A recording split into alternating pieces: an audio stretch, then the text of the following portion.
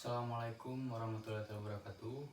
Saya di sini akan menjelaskan tentang sumber-sumber dana pendidikan dan jenis pengeluaran atau alokasi dana pendidikan.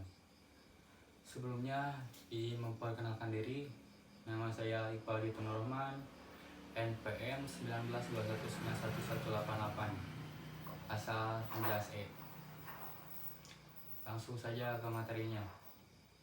Konsep dasar pembiayaan pendidikan biasanya dalam pendidikan meliputi biaya langsung atau yang disebut direct cost dan tidak langsung yang disebut indirect cost. Biaya langsung terdiri dari biaya-biaya yang dikeluarkan untuk pelaksanaan pembelajaran dan kegiatan-kegiatan belajar siswa berupa pembelian alat-alat pembelajaran, sarana belajar, biaya transportasi, gaji guru, baik yang dikeluarkan oleh pemerintah. Anggaran biaya pendidikan terdiri dari dua sisi yang berkaitan satu sama lain, yaitu sisi anggaran pemerintah dan anggaran pengeluaran untuk mencapai tujuan-tujuan pendidikan. Berdasarkan pendidikan, unsur biaya pengeluaran sekolah dapat dikategorikan dalam beberapa item, yaitu yang ke-1, pengeluaran untuk pelaksanaan pembelajaran. Dan yang kedua, pengeluaran untuk tata usaha sekolah. Yang ketiga, pemeliharaan sarana prasarana sekolah. Yang keempat, kesejahteraan pegawai. Yang kelima, administrasi. Yang keenam, pembinaan teknisi edukatif. Yang terakhir adalah pendapatan. Konsep penganggaran dalam kegiatan umum keuangan. Yang ke-1, budgeting atau penyusunan. Yang kedua, auditing atau pemeriksaan. Hal-hal yang berpengaruh terhadap pembiayaan pendidikan, ke-1, faktor eksternal, dan yang kedua, faktor internal. Selanjutnya, sumber-sumber pembiayaan pendidikan. 1. APBN dan APBD merupakan biaya langsung yang terkait dengan pengajian guru, administrator, staf sekolah. Yang kedua, dana penunjang pendidikan berupa beasiswa yang diterima oleh peserta didik untuk menunjang biaya pendidikannya. Yang ketiga, dana dari masyarakat berupa bantuan atau sumbangan. Yang keempat, sumbangan dari pemerintah daerah setempat. Yang terakhir, bantuan lain-lain. Selanjutnya, pengawasan pembiayaan pendidikan. Yang ke-1, memantau. Yang kedua, menilai. Dan yang terakhir, melampirkan hasil temuan baik pada kinerja aktual maupun hasilnya. Pengeluaran dana alokasi. Dana pendidikan yang digunakan untuk memenuhi macam-macam kebutuhan sekolah yang dikelola dan dicatat dengan tepat. Terkait alokasi dana sekolah terbagi menjadi dua, yaitu dana personal dan dana non-personal. Ialah rincian anggaran umum kebutuhan sekolah, SMK, SMA, dan sebagai tingkat perguruan pada institusi sekolah lainnya. Yang ke-1, pertumbuhan yang berkaitan dengan peningkatan kualitas pendidikan meliputi peningkatan kompetensi profesional bagi tenaga pengajar, supervisi pendidikan, serta evaluasi. Yang kedua, kebutuhan terkait ekstrakurikuler, misalnya olahraga, pramuka, seni tari, dan seni musik, PMR, karya ilmiah, dan sebagainya.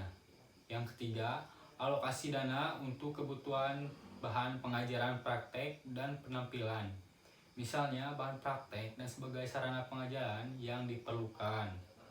Yang keempat, alokasi dana bagi kesejahteraan konsumen internal sekolah, mulai dari kepala sekolah, tenaga pengajar, dan tenaga kependidikan. Yang kelima, kebutuhan yang berkaitan dengan alat tulis dan peralatan kantor. Yang keenam, alokasi dana yang bertujuan untuk pengembangan perpustakaan. Yang ketujuh, alokasi dana untuk pembangunan kurikuler sekolah. Yang ke-8, kebutuhan untuk pembayaran dan tagihan bulanan rutin seperti listrik, air, telepon, serta kompetensi. Yang ke-9, kebutuhan untuk dana sosial. Dan yang terakhir, alokasi dana untuk keperluan pemeliharaan gedung sekolah secara keseluruhan. Pengeluaran dana sekolah untuk berbagai kebutuhan tersebut harus dilakukan sesuai prosedur, yaitu dengan memperhatikan mata anggaran keluaran. Inilah kategorinya. Yang pertama, belanja pegawai. Poin tersebut meliputi gaji pegawai dan honorarium pegawai. Yang kedua, belanja barang. Yang termasuk dalam belanja barang adalah dana perjalanan dinas, pemeliharaan seluruh peralatan di sekolah, dan termasuk mesin-mesin. Yang selanjutnya, pemeliharaan gedung sekolah. Yang keempat, tagihan rutin untuk daya jasa. Yang kelima, pembelian barang-barang alat tulis kantor. Yang terakhir, pembelian berbagai keperluan harian perkantoran. Segitu saja penjelasan dari saya.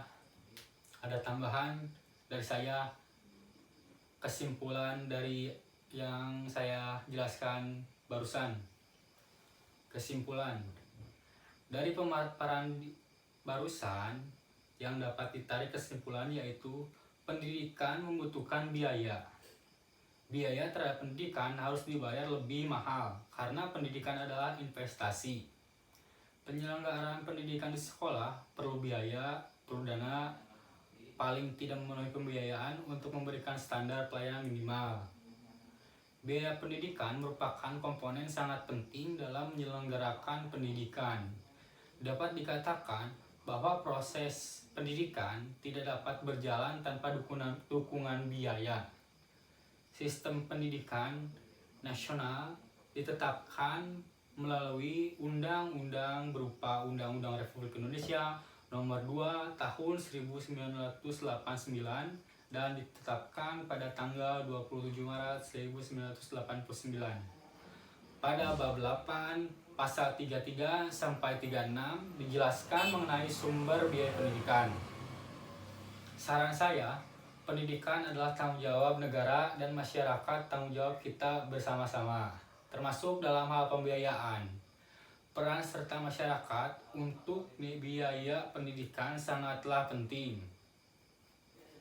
Sekian dari saya. Wabillahi taufiq wal hidayah. Wassalamualaikum warahmatullahi wabarakatuh.